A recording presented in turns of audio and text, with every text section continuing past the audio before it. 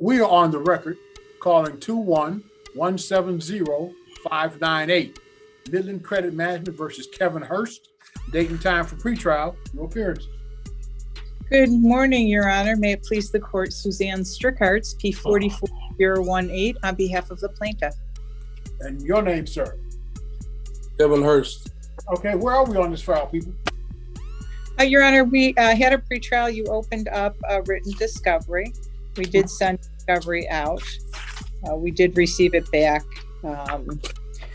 apparently unopened, indicating there was a written on the envelope itself. It had written, I'm reading here, I do not accept your offer to contract, all rights reserved, UCC 1-308, signed, and then it was a return to sender, Judge. All right, Mr. So we attempted to do discovery anyways. Mr. Hurst, did you refuse to accept the mail? Did I refuse to accept the mail? Yes. Sir, you can't do that. I can refuse to accept any mail that comes to me. All right, guys, welcome back to today's courtroom breakdown. And trust me, this one is absolutely wild. We've got two sovereign citizen cases unfolding across multiple hearings, and things are about to get messy fast.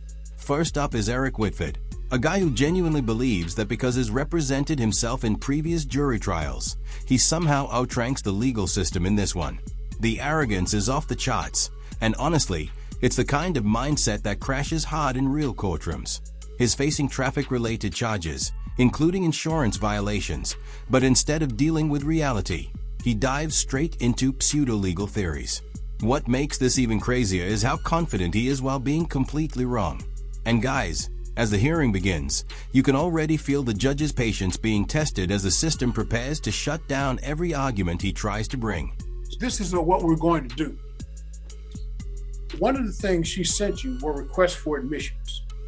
If you do not provide proper answers to those requests for admissions, they are deemed to be conclusively admitted. Do you understand that, sir? Objection, Your Honor. Do you understand what I have said? No, I don't. All right, here it is. You, by open written discovery in this matter, you have a right to whatever legal position you want, but you do not have your own set of court rules. Among the things that the court rules provide when written discovery is open is that she can send you requests for admissions. Those requests for admissions are in writing and they must be answered under oath and in a certain time frame. If they are not answered and filed in accord with the court rules, then they are deemed to be conclusively admitted. You will not be able to contest those things. And that was what was sent to you, sir. And that time to start running those started with the day they were mailed to you. Your Honor, you don't want to accept I'm not even sure. I do not have any understanding of this is my debt or not. Now we move straight into the courtroom, and things immediately start getting tense. The prosecution lays out the case calmly, explaining insurance issues, towing records, and procedural details, while Whitford tries to twist everything into his own interpretation of law. He starts questioning whether civil rules apply, whether the court has jurisdiction, and even tries to argue this is some kind of civil matter instead of criminal. But guys, the judge shuts that down instantly. This is a criminal court, not a debate club, and every single argument gets redirected back to the actual charge. No proof of insurance. Whitford keeps pushing theories, but the court keeps pushing reality. The judge makes it simple: enter a plea or go to trial. No distractions, no loopholes, just straight legal procedure moving forward whether he understands it or not. They just coming with these allegations. I'm trying to see and verify if it is. Then when they called me the first time, they should have sent out verified documents stating that the original creditor and who it was, and that I truly owe this debt. Well, Your Honor, I just indicate that we did attach to those. They already excuse me, Mr. Hurst. Excuse me, I wasn't finished. Excuse me. I wasn't finished. I wasn't finished. She cut me off. You, Mr. Hurst. I'm not going to have this. Your Honor, she cut me off. I'm not going to have this. Talking. This is not a clown show. Oh my goodness. One at a time. I can't finish my statement. You will speak one. Don't interrupt me again, Mr. Hurst. Go ahead, sir. Why, thank you. You will speak one at a time, You will not interrupt each other.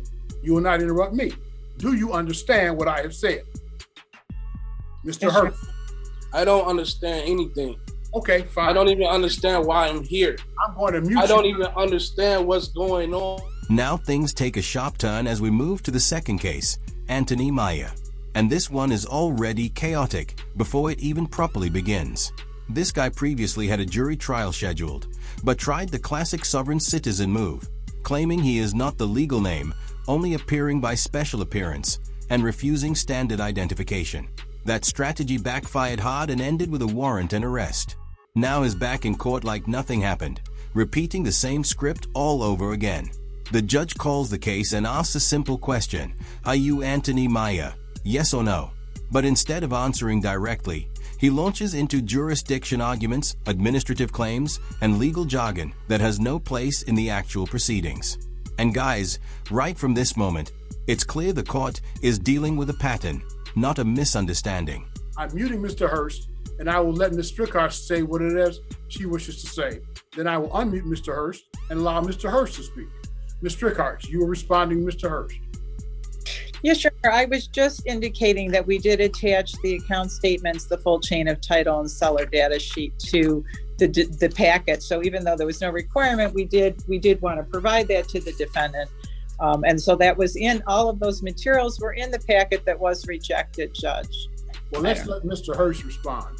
Okay, so the understanding that I have is that they should have contacted me 5 days after they should have gave me documents 5 days after they contacted me about the alleged debt. I told them I have no recollection of the debt. Yeah, I don't even know enough information to admit or deny the allegations to the debt.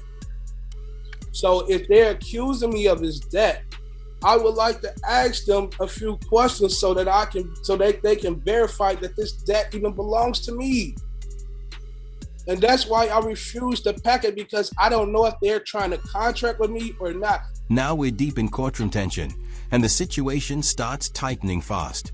Maya keeps insisting his appearing specially and not as the named defendant, trying to separate himself from the case completely.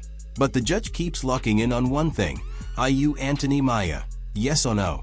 And he refuses to answer directly, instead repeating jurisdiction claims, administrative default arguments, and dismissal requests over and over again. The judge isn't having it. Motion denied. Trial stays on schedule. Every single attempt to delay or derail proceedings gets shut down immediately. At this point, guys, the courtroom energy is pure control versus resistance. The judge is enforcing structure while Maya keeps pushing theories that don't apply in any real legal setting. And slowly but surely, reality is winning every exchange. I didn't know what it was, so I sent it back. All right, let me explain it to you again. Whatever political views you have, I had no understanding that they were sending me these things. They didn't even tell me that they was going to send me. In the last court date, did they say, or did she say, we're going to send you something? sir, I opened written discovery. That allows you to serve written discovery. That allows her to serve written discovery. And she did so. If you elect not to receive it, then that's on you. That's the risk, and you bear the risk of that. But I would urge you, and let me tell you, as I told you at the beginning, you have an absolute constitutional right to represent yourself, but what you do not have is a right to your own set of court rules. You may not be frustrating the court rules, sir, by refusing to accept mail. If that's the choice you make, then that's the choice you make, and you will have to live with the consequences of that. I would urge you, sir, perhaps you might want to get counsel, because I don't think you understand the process, and I'm not at all sure you understand the consequences of the choices that you are making. However, as I indicated, you have an absolute constitutional right to represent yourself. I would urge you to get counsel. So I'm going to give you another date. And sir, she is going to do what she does to represent her client, and you're going to do what you do. And if the court rules cut against you, then so be it. At this stage, the judge takes full control of the courtroom and shuts down the chaos completely. Maya continues pushing administrative claims, certified documents, and bond-related arguments that have absolutely no relevance to the criminal charge in front of him. But the judge doesn't even entertain it anymore. Motions are labeled irrelevant, nonsensical, and legally meaningless. The court makes it crystal clear. This is not a debate about paperwork theories. It's a criminal proceeding. The only outcomes are simple: guilty plea, no contest or trial. No hidden systems, no secret jurisdictions, just law. And every time Maya tries to redirect the conversation, the judge immediately resets it back to trial preparation. Guys, this is the moment where the courtroom stops being reactive and becomes fully controlled by procedure. I got a question. They are claiming that this debt belonged to me, but they have to produce all the proof and verify that this debt belongs to me? The plaintiff has the burden of proof, Mr. Hurst. That's right. So she have to produce the proof that this debt belongs to me, right? She has the burden of proof. Okay. Thank you. All right. Judge, I'm sorry, Ms. Rickards? Your Honor, would it be possible for us to receive a motion date for, say, mid-July? Let's give him one more opportunity. Oh, you want me to resend the packet, Judge? I want you to resend the package. And sir, let me urge you as strongly as I can. So receive and open the package. Because if you do not, the request for admissions will be deemed to be conclusively admitted. The lawsuit, as a practical matter, will be over. Do you understand what I have said to you? Yeah, I understand. I got a question. Should they have sent me something before they sent me this package since the last court date? Sir, to verify that? Sir, they're not required. If you think you need some information, you have the right to seek discovery too. But you can't tell them how to litigate their case. Okay, so she's going to send me a packet and I'm going to send her back a packet as well, right? No, you're going to do what you choose to do. She's going to send you again those requests for admissions. Well, you said the Don't interrupt me again. We had this conversation before, didn't we? Sorry. We had this conversation before. Go ahead. As a courtesy to you, she's going to send you the request for admissions one more time. You will either accept the package or you will not. You will answer and serve the request for admissions in accord with the Michigan court rules, or you will not. And then if you do not, then those things will be deemed to be conclusively admitted. If you choose to send written requests for discovery, you have a right to do that too. You can send written interrogatories, requests for production of documents, and requests for admissions, same as her. Now the judge shifts into explanation mode, laying out actual legal rights like discovery, evidence review, and the right to cross-examine witnesses. Everything a defendant is legally entitled to. But instead of engaging with that, Maya continues repeating his usual claims about administrative defaults, certified accounting, and dismissal demands. The judge calmly shuts it down again, explaining that the complaint is valid, jurisdiction is proper, and the case is moving forward. Guys, this is where the contrast becomes crystal clear. On one side you have actual law being explained, and on the other side you have theories that don't exist in any courtroom. The judge makes it clear, you don't need to agree with the system for it to apply to you. And that reality hits harder than any argument in this entire hearing. All right, we are on the record. This is 21-170-598. Midland Credit Management versus Kevin Hurst. Taking time for pretrial, your appearance. Good morning, Your Honor. May it please the court, Suzanne Strickhartz, P44018, on behalf of the plaintiff. And what is your name, sir? Kevin Hurst. Okay. All right. I do hereby reserve all of my rights, claiming none, not to be compelled to perform under any contract or commercial agreement that I did not enter knowingly, voluntarily, or intentionally. I do not accept the liability of any compelled benefit or unrevealed contract or commercial agreement without prejudice. Is there anything else you want to say, Mr. Hurst? That's it. All right. All right, where are we on this file? Judge, discovery's been completed. Motion for summary has been filed. We are looking for the court to assign a date. Okay. Let's get you guys a date. Mr. Hurst, Do you have the motion for summary disposition filed on behalf of the plaintiff?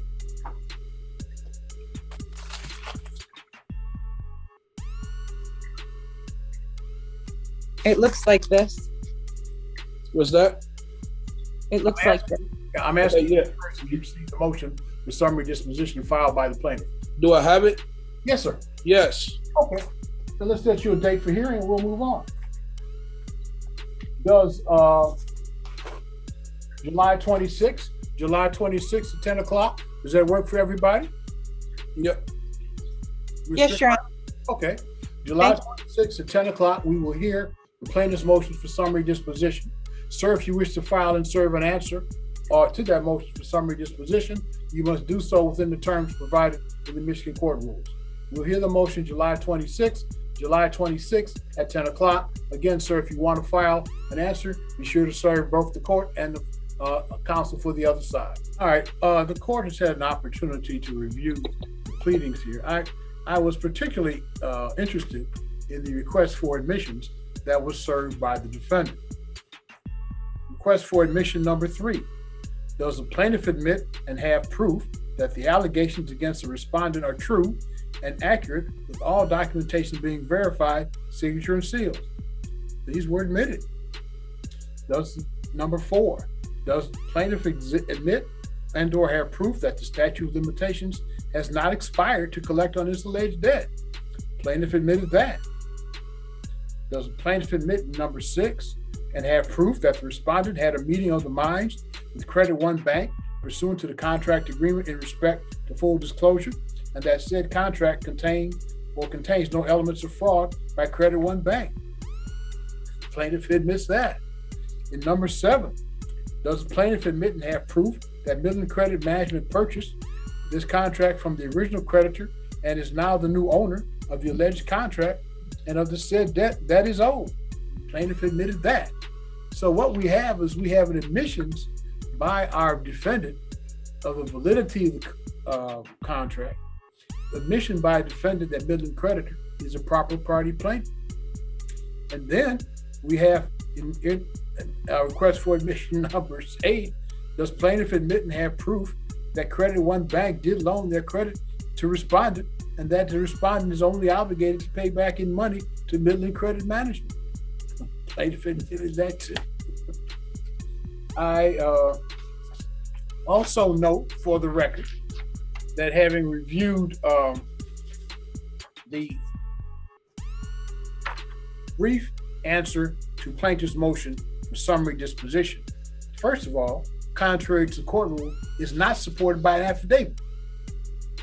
2.116G4 says that when a motion for summary disposition under C10 has been filed and served, the opposing party here would be the defendant, may not rely upon his pleadings, but must, by affidavit or as otherwise provided in this rule, demonstrate the existence of genuine issue of material fact. Again, I note for the record, no affidavit was submitted here. I think it's fair to say that the pleading filed by the defendant is somewhat obtuse.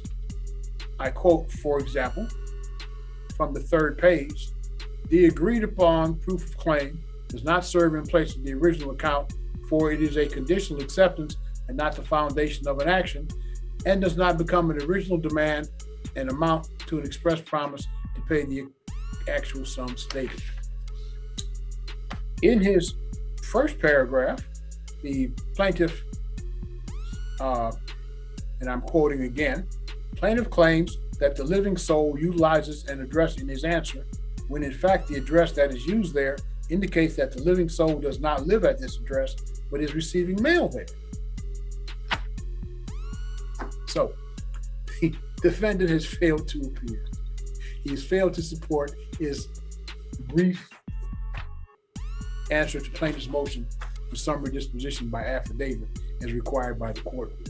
The court has had an opportunity to review the pleadings filed on behalf of the plaintiff in this matter, and I'm satisfied. There's no genuine issue of material fact in this matter. Summary disposition is granted in favor of the plaintiff. If you'd be kind enough to send me your judgment under the 7-day rule, I'd appreciate it.